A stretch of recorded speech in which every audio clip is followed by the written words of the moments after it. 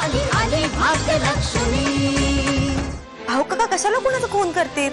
हो हे मला पटतंय हो, पण धनंजय साहेबांनी त्यांना अटक केली, तुम्ही ताबडतोब निघून या, भाऊंना वाचवलं पाहिजे।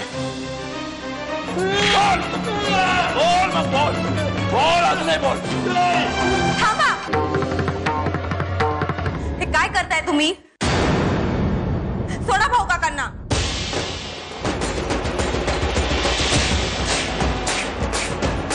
काशीबाई, एका डॉक्टरचा अमानुषपणे खून केला हे माहितीये का तुम्हाला काशीबाई? भाऊ काका कोणाचा खून करू शकत नाही।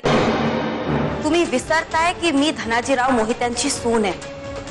हो, पण तुम्ही सुद्धा हे विसरता की ते आता मंत्री नाहीत। आता तुम्हाला जर इतकं वाटत असेल की मी तुमच्या भाऊला सोडावं, तर तुम्ही माझ्यासाठी एक काम करा, तुमचे पती संजय राव यांना जरा मला भेटायला सांगा। तू हे व्रत केलंस ना, तर तुझ्या नवऱ्याची नोकरी पुन्हा मिळते की नाही त्याला? हे व्रत वगैरे करणं या घरात शक्य नाहीये।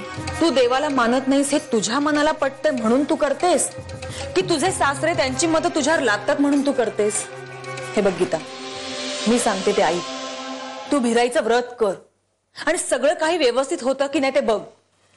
कामिनीबाई, काय चालवलंय तुम्ही हे? आम्ही तुम्हाला 2 दिवस पाहुणचारासाठी आग्रह केला, हे आमचं चुकलं का? आमच्या सुखाची तुम्ही अजिबात काळजी करू नका आणि नको ते सल्ले इथल्या माणसांना देऊ नका। अहो बाप्पाजी, गावात आणखी कुणावर किती अत्याचार करणार अजून? कोण नाही, तुम्ही किती बी वरडला तरी मी आता शांत बसणार नाही बाप्पाजी। अहो गाव भलेही तुम्हाला देव मानत असेल वो, पण तुमचं खरं रूप काय आहे ना ते मला ठाव आहे, आणि मला पक्का ठाव आहे की डॉक्टरचा खून भाऊनी नाही तुम्ही केलाय सा। मी माझ्या स्वतःच्या डोळ्यांनी पाहिलंय बाप्पाजी। जनावरा समोर आहे, त्याला जर कळलं की तुझी आणि भाऊची अशी जवळीक आहे, मग काय होईल तुझं? बाप्पाजी, बाप्पाजी तुम्ही मर्यादा ओलांडताय, तर बघाच मी काय करते ते। सध्या गावात जाऊन ओरडून सांगते की डॉक्टरचा खून भाऊनी नाही तुम्ही केलाय सा। तुम्ही पोलीस स्टेशनला गेला होता एकट्या? हो, त्या साळवींचा फोन आला होता तेव्हा गोंधळून गेले, निघून गेले मी। हे बघा, त्या जनतेला मी किती समजवायचा प्रयत्न केला, पण तू माझं काय ऐकतच नाहीये। सतत म्हणतोय जा आणि नवऱ्याला घेऊन ये म्हणून मी तुम्हाला घ्यायला आली, या ना लवकर। जा संजय, भावना सोडून आण। साहेब, सोडताय ना माझ्या नवऱ्याला? त्याने एका बाईचा खून करायचा प्रयत्न केलाय, हाफ मर्डर। उद्या तुमच्या नवऱ्याला शिक्षा झाली तरी मी आहे ना।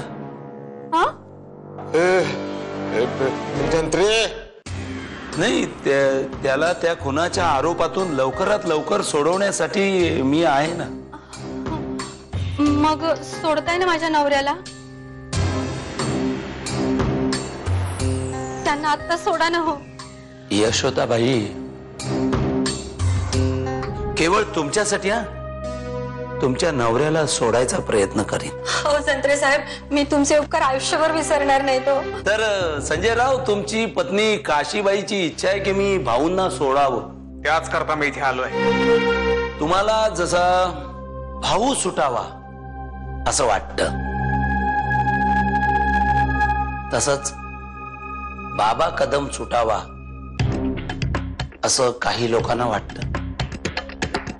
तुम्ही जर का बाबा कदमवरची केस मागे घेतलीत, तर त्या बदल्यात मी भाऊला सोडायचा प्रयत्न करू शकतो। भाऊ आणि बाबा कदमचा संबंध काय? शक्य नाही। त्या बाबा कदमने माझ्या पत्नीवर प्राणघातक हल्ला केलाय। मी केस मागे घेणार नाही।